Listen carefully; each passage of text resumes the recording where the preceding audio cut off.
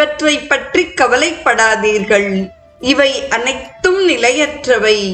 ஆதலால் கர்மண்யேவ அதிகாரஸ்தே மா ஃபலேஷு கதாச்சன. வேலையை செய்வதற்கே உனக்கு தகுதி உண்டு, பயனில் ஒரு பொழுதும் உரிமை பாராட்டாதே என்கிறார். உங்கள் கடமையை முதலில் செய்யுங்கள். கடமையை செய்யும் பொறுப்பிலிருந்து தப்பிவிட முயலாதீர்கள். கை கொண்ட வேலையில் வெற்றி பெற்றாலும் தோல்வியடைந்தாலும் அதை சரிவரச் செய்யுங்கள். பலன் உங்களுடையது அல்ல என்பதை உணருங்கள்.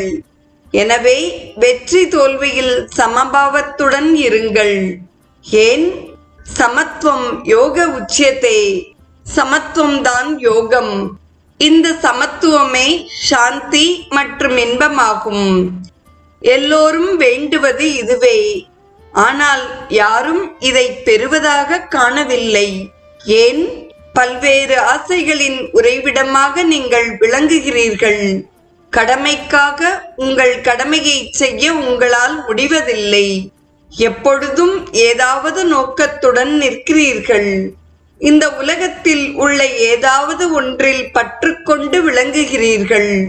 இவற்றை களைந்து ஆசையற்றவராகும் பொழுது அமைதியையும் இன்பத்தையும் நீங்கள் பெறுவீர்கள்.